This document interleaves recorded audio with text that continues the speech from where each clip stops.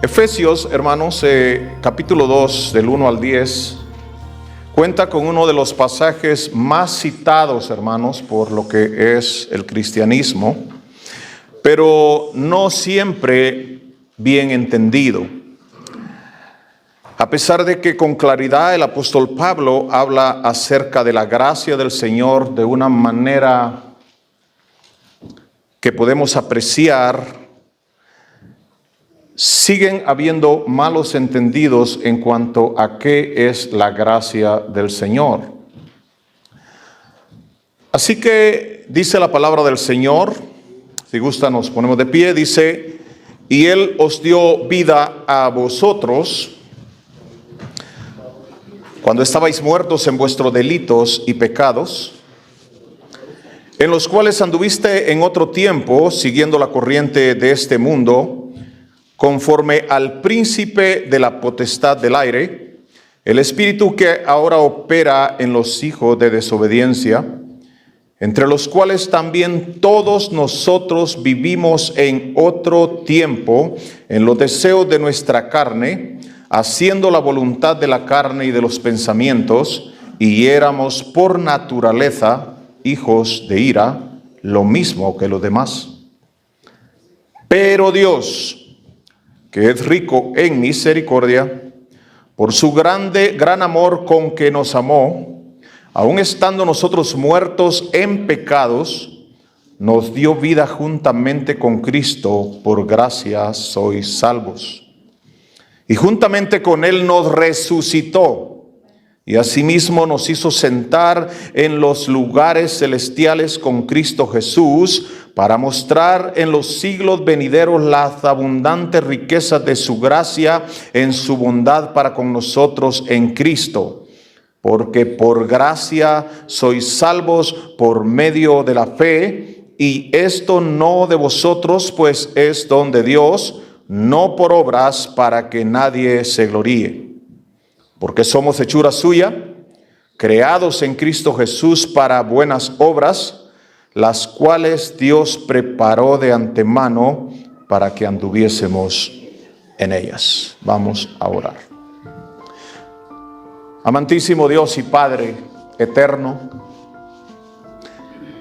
que llenas toda la tierra, Señor, con tu presencia, y que te das cita, Señor, para reunirnos hoy contigo como un cuerpo, como una iglesia en este lugar. Venimos ante ti, Señor, con el fin de alabar, glorificar tu nombre a través de lo que hacemos. Pero también venimos, Señor, con la necesidad, Padre Santo, de que tú hables a nuestro corazón a través de tu palabra. Es tu revelación especial, Señor, la que abrimos esta noche. Queremos hacerlo, Padre, con reverencia, con sosiego, con quietud, con atención, Señor, sabiendo que es ella la única que puede transformar, convertir el alma y hacernos sabios, Señor, y mostrarnos todos los misterios que se encuentran en nuestro Señor Jesucristo. Por eso, al estar acá en este lugar, pedimos que tu Espíritu Santo nos ilumine, Señor, en tu revelación, que pueda traer convicción, Señor, a nuestra vida, que pueda, Señor, alumbrar tu luz en aquellas áreas, Señor, que no están acorde a tu voluntad. Que el hecho que seamos salvos por gracia no nos haga negligentes, sino al contrario, nos haga diligentes, Padre, para poder hacer y buscar tu voluntad. Padre, gracias, Señor. Gracias porque tú eres bueno y tu bondad es tan grande que nosotros muchas veces no la alcanzamos, Padre Santo, a entender. Ayúdanos esta noche porque somos débiles, Señor, y sin tu ayuda nada podemos hacer, para que tu palabra llegue con denuedo, llegue con poder, Señor, y pueda hacer su función de convertir el alma, Señor, y hacer sabio al sencillo. Ayúdanos, te lo pedimos en Cristo Jesús. Amén.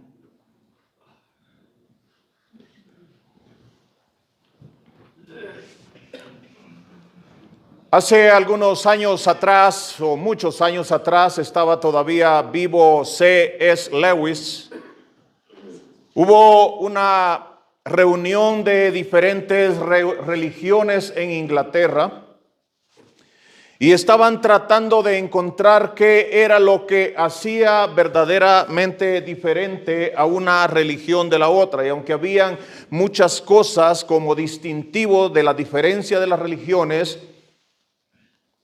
no se ponían de acuerdo qué era lo que verdaderamente hacía una diferencia en ellas.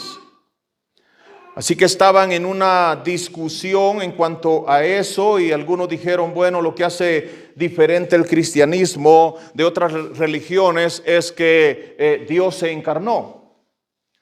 Pero después de hablar un poco entre ellos, llegaron a la conclusión que habían otras religiones que también de igual manera creían que sus dioses bajaban a la tierra en forma de hombres. Así que descartaron esto como algo que marcara enfáticamente la diferencia entre el cristianismo y las demás religiones. Luego propusieron y dijeron, bueno, la resurrección de Jesucristo. Sin embargo, aunque no de esa misma manera que lo hizo Cristo, algunas religiones objetaron también ese punto diciendo de que de alguna manera sus líderes o algunos líderes se habían levantado de entre los muertos.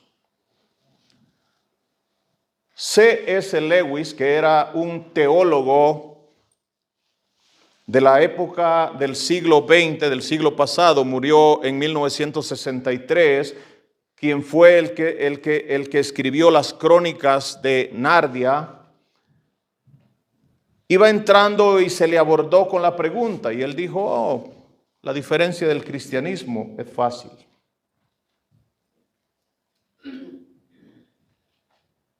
Dios ofrece amor y su salvación completamente gratis a los hombres de una manera incondicional. El cristianismo, Dios, el Dios del cristianismo, ofrece su amor y salvación a los hombres de una manera incondicional.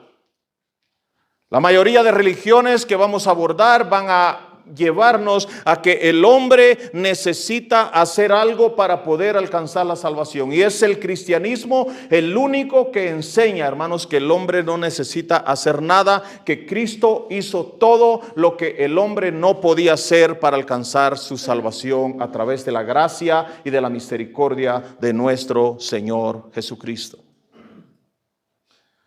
Hace algunos días atrás hablábamos cómo tener la paz con Dios y veíamos el tema de lo que es la justificación. Y veíamos que la justificación es un acto por el cual Dios imputa su justicia en nosotros, hermanos, a través de Él haberse ofrecido a cambio de nosotros en la cruz del Calvario. En Efesios capítulo 2 yo quiero que abordemos 3 puntos, hermanos, y el tema que quiero que veamos es ¿qué es ser cristiano? ¿Qué es ser cristiano? Desde la perspectiva de este pasaje.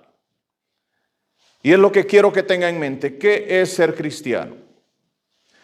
El apóstol Pablo en la carta a los Efesios, hermanos, lo que hoy conocemos como Turquía, encontramos que está hablando acerca de cómo el cristiano debe de andar en Cristo, cómo nosotros debemos de vivir una vida caminando en Cristo. Y para ello, hermanos, en los primeros capítulos el apóstol Pablo nos habla de los beneficios que Dios nos ha dado sin nosotros merecerlo. Y en el capítulo 2, hermanos, nos habla de una situación en la cual nosotros vivíamos. Y he aquí lo que dice la palabra y vamos a ver en los primeros versos. Dice, y Él os dio vida a vosotros cuando estabais muertos en vuestros delitos y pecados, en el cual anduvisteis en otro tiempo siguiendo la corriente de este mundo conforme al príncipe de la potestad del aire, el espíritu que ahora opera en los hijos de desobediencia, entre los cuales también todos nosotros vivimos en otro tiempo en los deseos de nuestra carne, haciendo la voluntad de la carne y de los pensamientos, y éramos por naturaleza hijos de ira, lo mismo que los demás.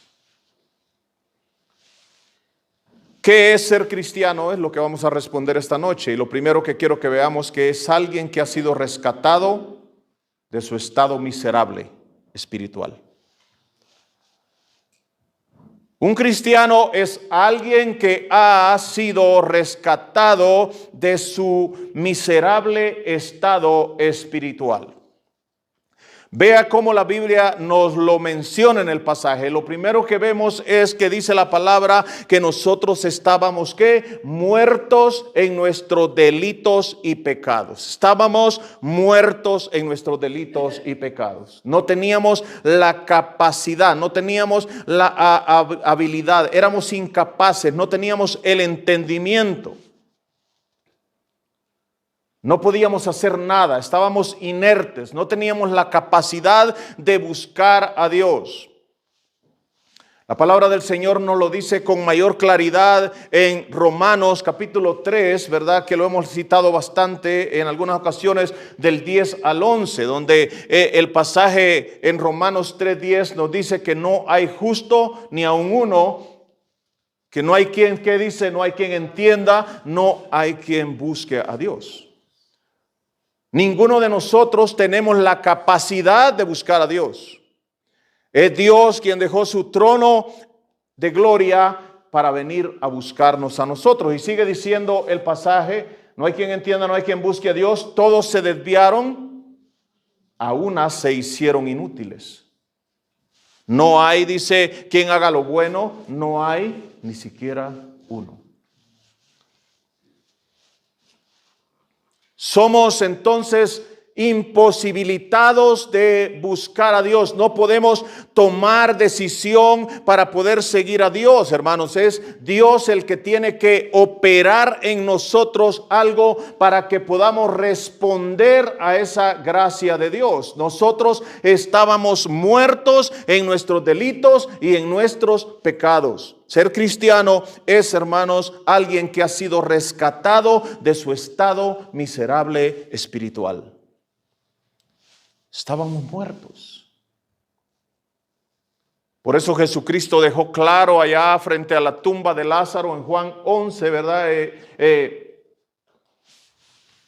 Lo levantó de entre los muertos y Lázaro no podía hacer absolutamente nada para poder salir de la tumba, sino fue la voz de Dios la que le dio vida cuando Jesucristo habló y Lázaro escuchó y se levantó de entre los muertos. Básicamente es lo que pasa en nuestra vida, oyendo la palabra de verdad, el evangelio de vuestra salvación, y habiendo creído en él, fuimos nosotros levantados de los muertos y fuimos sellados con el Espíritu Santo de la promesa. Éramos muertos en nuestros delitos y nuestros pecados. Pero como si eso fuera poco, hermanos, dice la palabra que nuestro estado era un estado de ser hijo de desobediencia. Vivíamos en la esclavitud de Satanás. Mire lo que dice ahí en el verso 2, en los cuales anduviste en otro tiempo, siguiendo la corriente de este mundo, conforme al príncipe de la potestad del aire, el espíritu que ahora opera en los hijos de desobediencia.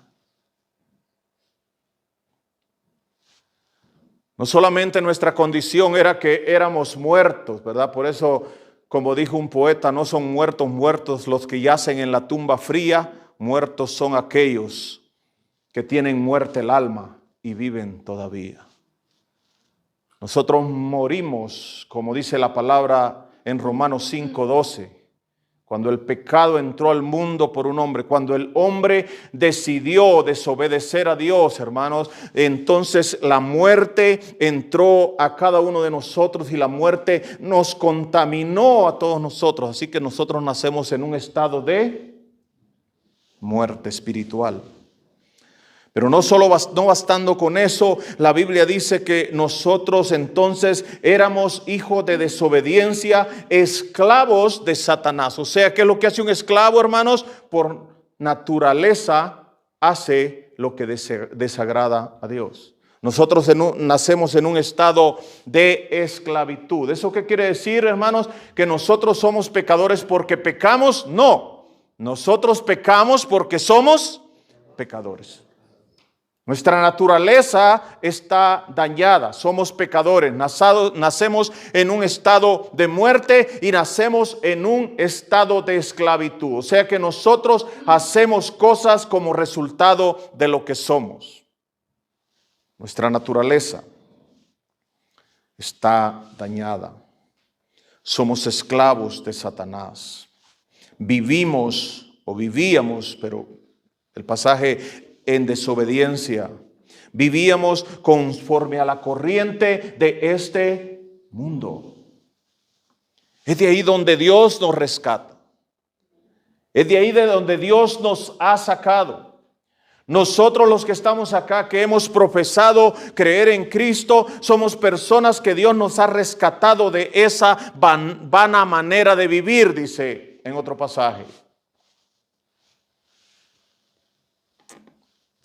Pero otra cosa que nosotros vemos en el pasaje es que nosotros vivíamos solo para satisfacer nuestros deseos. Mire, el 3 dice, entre los cuales también nosotros vivimos en otro tiempo en los deseos de nuestra carne, haciendo la voluntad de la carne y de los pensamientos.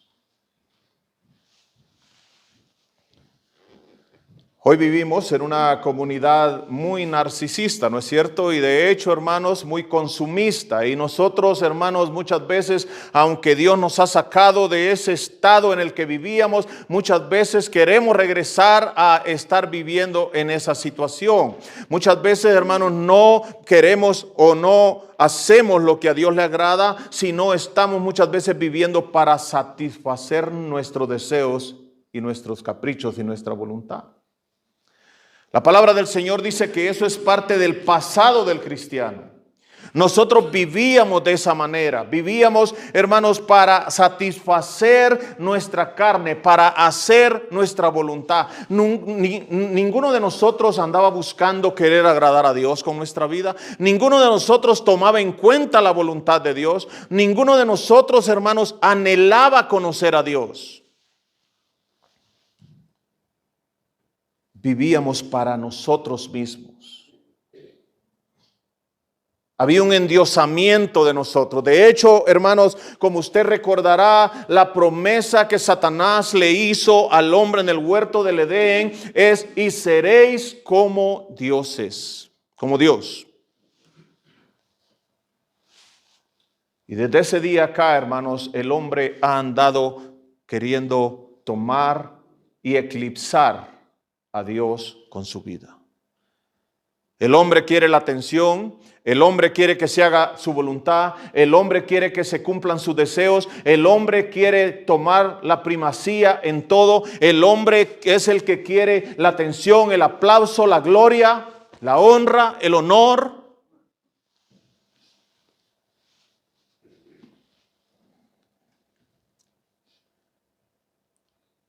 Vivíamos para satisfacer nuestra carne, nuestros deseos, nuestra voluntad. ¿Qué es ser un cristiano? Un cristiano es alguien que ha sido rescatado de su estado miserable espiritual. Estábamos muertos, éramos hijos de desobediencia, esclavos de Satanás. Vivíamos para satisfacer nuestros deseos y hacer nuestra voluntad. No sé si le puso la atención a lo que leímos con nuestro hermano Héctor en el inicio, en Tito capítulo 3 del 2 al 11. Ahí nos lo ampliaba, ¿verdad? El escritor, Pablo, igualmente hablando a Tito, haciéndole esas recomendaciones. Pero como si esto fuera poco, hermanos, la palabra del Señor dice que nosotros éramos hijos de ira.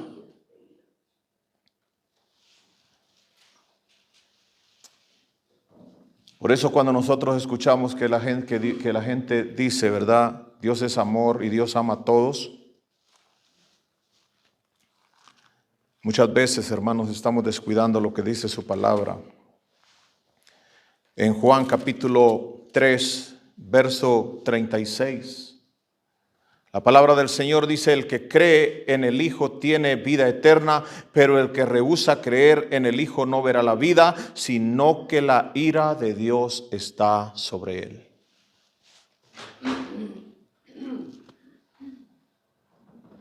La ira de Dios está sobre él.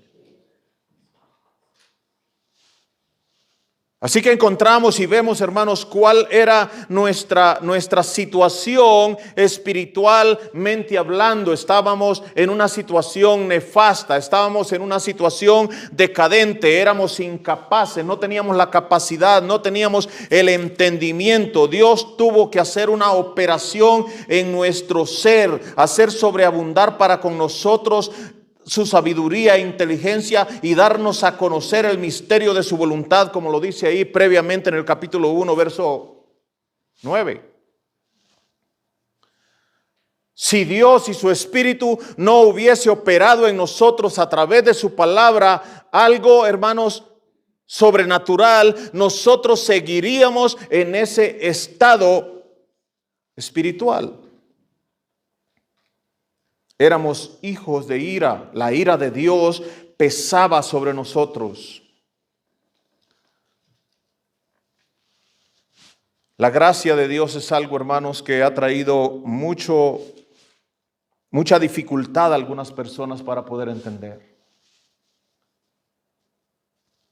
La gente, yo he hablado con personas y a pesar de que algunas veces pienso que han entendido, hermanos, les cuesta sacarse al viejo católico romano de adentro y siempre el ser humano vuelve a pensar que tiene que hacer algo para alcanzar la salvación. Los budistas piensan, hermanos, que tienen que hacer ciertos pasos para poder liberarse del egoísmo, ¿verdad?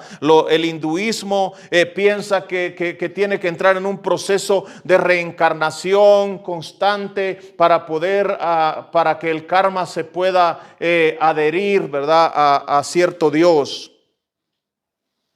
El judaísmo piensa que guardando la ley, hermanos, es como puede alcanzar la salvación. Los musulmanes, ellos ni siquiera saben, hermanos, ellos piensan que Alá va a tomar la decisión a dónde mandarnos al final de los tiempos. Pregúntele a un testigo de Jehová si sabe si es salvo y no va a saber qué decirle. Le va a decir que anda trabajando para poder alcanzar la salvación. De hecho, hermanos, mi hijo me dijo algo interesante. Me dijo: a ustedes como iglesia les hace falta algo. Y me sorprende de repente mi hijo porque yo pienso que no toma en cuenta muchas cosas y observa, ¿no? Y me dice: ¿Qué hijo? Me dice: mira cómo estas personas trabajan. Él conoció a unos mormones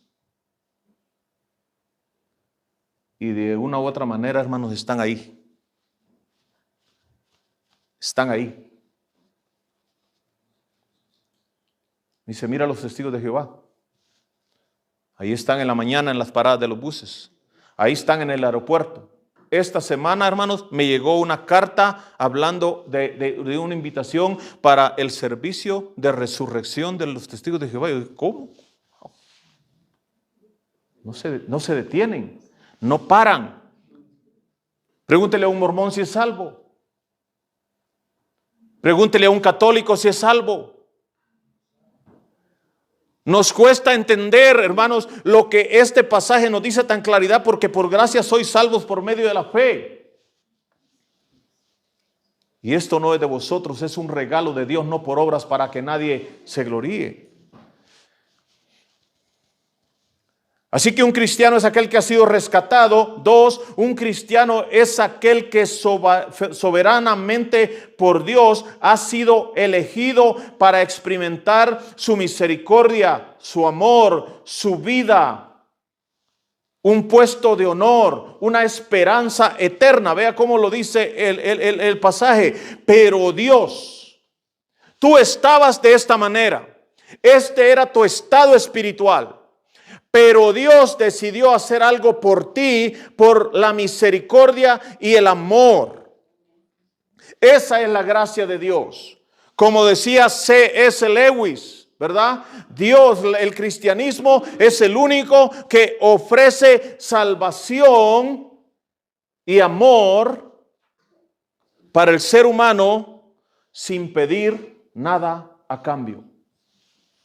Es Dios, hermanos, el que hizo la obra, pero Dios, que es rico en misericordia, mire, por su gran amor con que nos amó, aún estando nosotros muertos en pecado, ¿qué dice? Nos dio vida juntamente con Cristo, por gracia sois salvos, y juntamente con Él nos resucitó, nos dio vida, nos resucitó de nuestro estado de muerte que estábamos.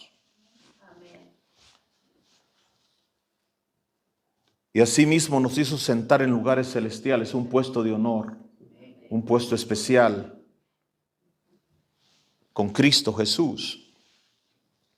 7, para mostrar en los siglos venideros las abundantes riquezas de su gracia en su bondad para con nosotros en Cristo Jesús. Nos dio una esperanza que un día se va a manifestar con cada uno de nosotros, hermanos. Y eso lo hizo por su misericordia, por su amor. Es por ello, hermanos, que nosotros tenemos esa esperanza. Es por ello que nosotros tenemos esa vida que la palabra de Dios nos enseña. No es por lo que nosotros hayamos hecho. Nosotros no tenemos ningún mérito en la salvación. Regresando allá a Romanos 3, 23 y 28, hermanos, el apóstol Pablo hablando a los judíos, ¿verdad? A los judíos, a estos que creían que con guardar los mandamientos de Dios podían alcanzar la vida eterna. Pablo está tratando de presentarles argumentos para poder derribar sus argumentos de pensamiento, y les dice de esta manera: por cuanto todos pecaron, están destituidos de la gloria de Dios, siendo justificados gratuitamente por su gracia mediante la redención que es en Jesucristo. Vea, a quien Dios puso como propiciación por medio de la fe en su sangre, para manifestar su justicia a causa de haber pasado por alto en su paciencia los pecados pasados. Y vea lo que sigue diciendo ahí: con la mira de manifestar en este tiempo su justicia, ojo, a fin de que Él sea el justo y el que justifica al que es de la fe en Jesús. Luego que les da esa dosis, vea lo que les dice. ¿Dónde pues está la jactancia? Es como que le dijera: ¿qué mérito tienes en la salvación? ¿Qué puedes hacer tú para ser salvo? ¿Dónde está la jactancia? ¿Qué dice ahí? Queda excluida. ¿Por cuál ley? ¿Por la de las obras? No. Sino por la ley de la fe. Mire la conclusión. Concluimos pues que el hombre es justificado por la fe sin las obras de la ley.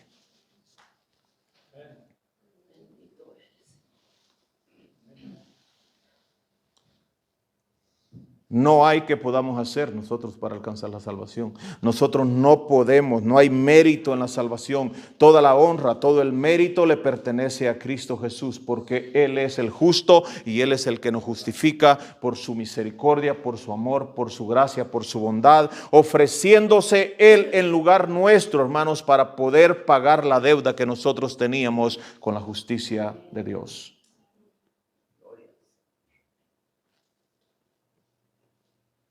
Él murió, hermano, para que nosotros podamos vivir.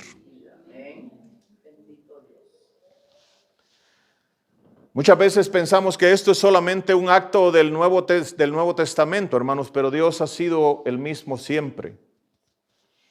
Dios escogió a Abraham allá en el Génesis.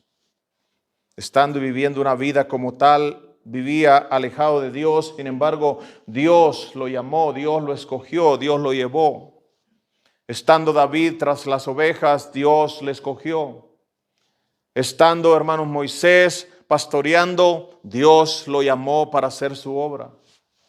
A través de la historia encontramos, hermanos, cómo Dios se revela, cómo Dios se manifiesta, cómo Dios manifiesta su gracia. Y lo tenemos con claridad en Deuteronomio 7, cuando Dios habla a su pueblo en Deuteronomio 7, 6 y 8. Vea lo que dice ahí. A mí me llamó la atención desde hace mucho tiempo que lo leí. Marqué este pasaje porque vea lo que dice en ese pasaje 7, 6 y 8.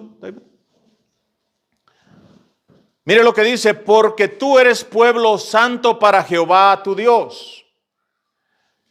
Jehová tu Dios te ha, ¿qué dice? Escogido para hacerle, ¿qué?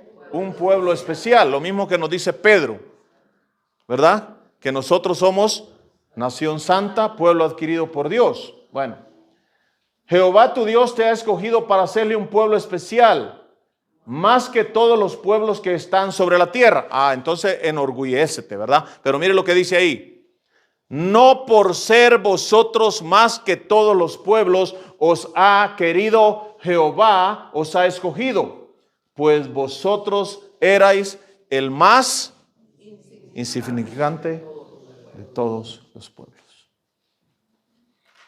Lo vil del mundo, lo menospreciado, escogió Dios para mostrar su gracia, su misericordia y su bondad. Un cristiano es aquel, hermanos, que ha experimentado soberanamente la elección de Dios para experimentar su misericordia, su amor, la nueva vida, un puesto de honor y una esperanza eterna.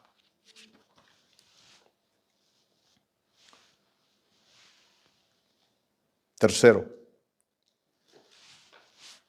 un cristiano es aquel a quien Dios le ha escogido para que refleje el carácter de Cristo.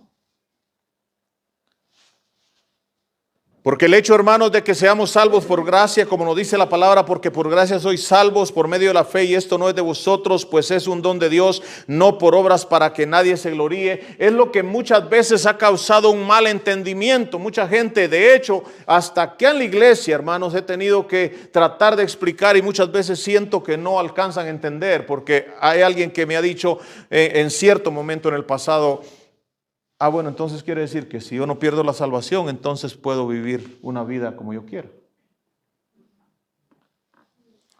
Pero la palabra de Dios nos dice con claridad, hermanos, que nosotros hemos sido escogidos, hemos sido llamados, hemos sido salvados, hemos sido los receptores de la gracia y la misericordia y el amor y la justicia de Dios, con el fin de que nosotros, hermanos, reflejemos el carácter de Cristo en el mundo.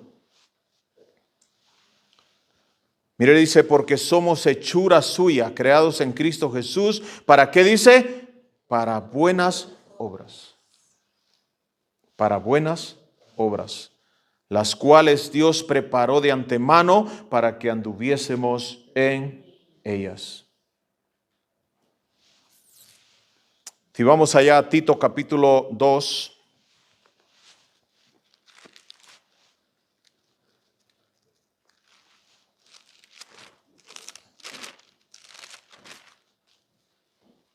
Vea lo que dice ahí en el 11 y 12. Mire, 2, 11 y 12.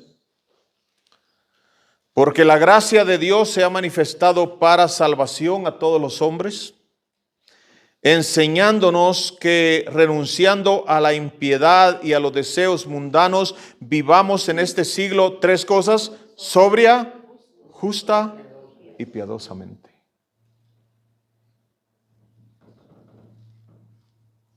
Nosotros somos representantes, somos embajadores de Dios, la iglesia, ¿verdad? Nosotros somos embajadores de Dios. Dios nos alcanzó, Dios nos sacó de ese estado en que vivíamos. Dios nos hizo experimentar su gracia. ¿Con qué fin? Con el fin de que nosotros, hermanos, representemos a Cristo dignamente en esta tierra. O sea que nosotros hemos sido salvos para vivir de una manera que reflejemos el carácter de Jesucristo.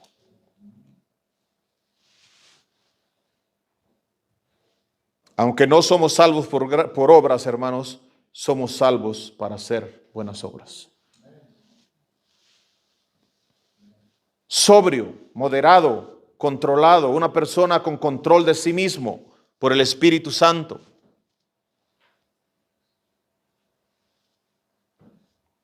Una persona ecuánime, una persona cabal,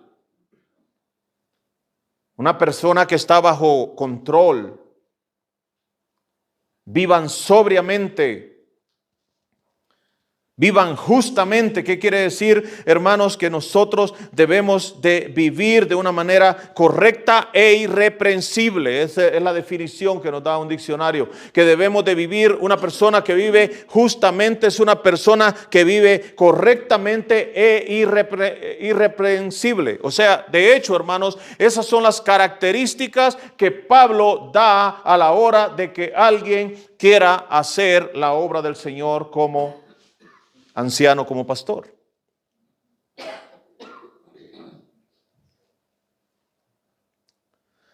Debemos de tener nuestro carácter como cristianos. Dios está moldeando nuestro carácter. Dios está formando nuestro carácter. Dios quiere usarnos, hermanos, pero nosotros debemos de vivir de determinada forma. La palabra de Dios dice que vivamos piadosamente. Piadosamente, ¿qué quiere decir, hermanos? Nosotros nos debemos de distinguir por la compasión, por el amor, por la bondad, por la misericordia, por otras personas. Por aquellos que necesitan de Dios, por aquellos que tienen una necesidad, piadosamente, compasivamente, amorosamente, bondadosamente, misericordiosamente. ¿Qué es lo que Dios reflejó con nosotros? Su misericordia y su amor. La pregunta es, ¿nosotros lo merecíamos? No. De hecho, hermanos, hacer eso nosotros somos llamados, es un deber, amar a nuestros enemigos.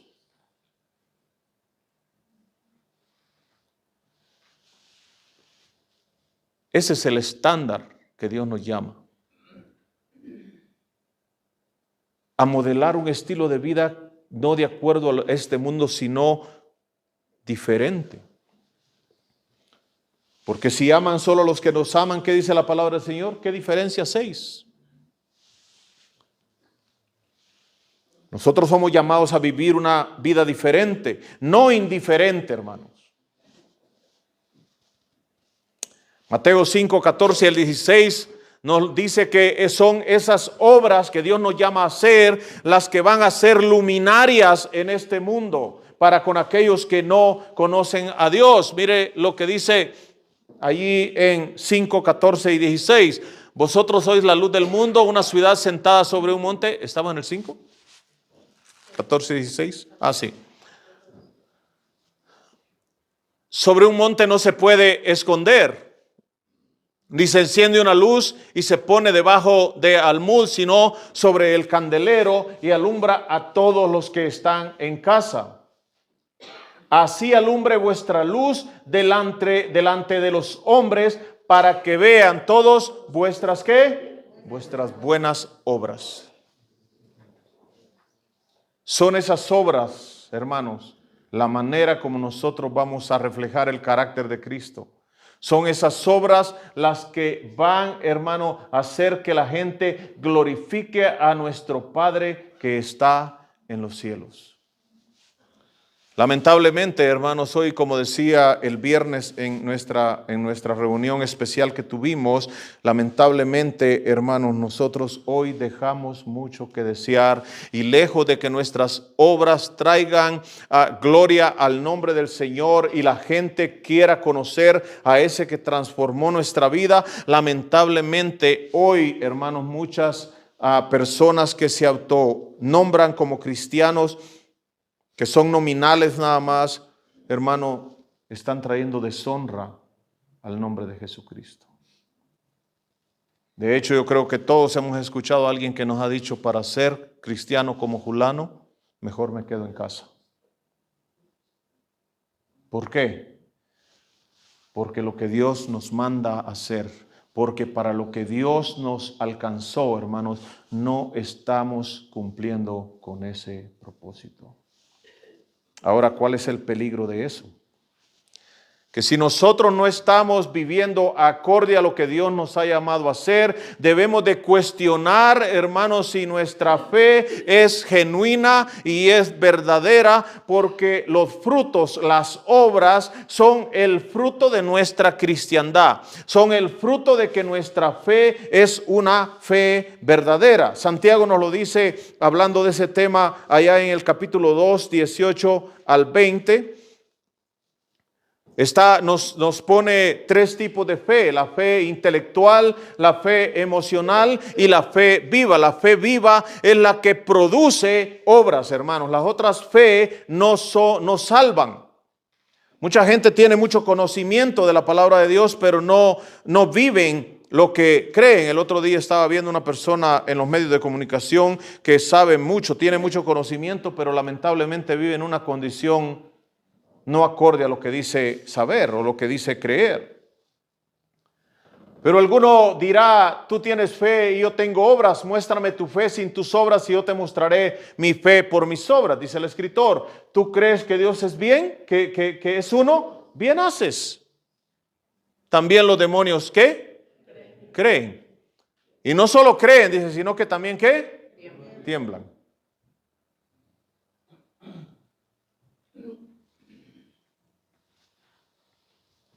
¿Y qué sigue diciendo? Mas quieres saber, hombre vano, que la fe sin obras, ¿qué es? Es una fe muerta, es una fe que no salva. ¿Por qué? Porque las obras son evidencia que la fe que tenemos es genuina y verdadera. El verso 26 lo dice de la siguiente manera, ahí en el mismo capítulo, verso 26. Mas quieres, porque como el cuerpo sin espíritu está muerto, así también la fe sin obras es muerta.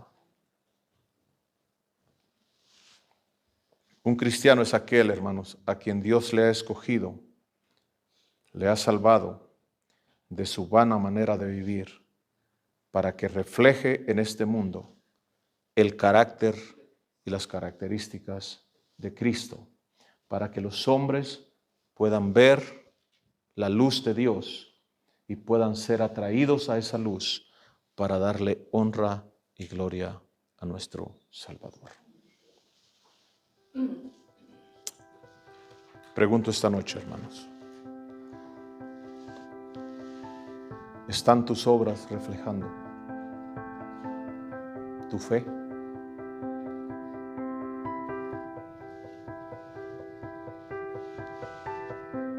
¿Están tus obras reflejando el carácter de Cristo?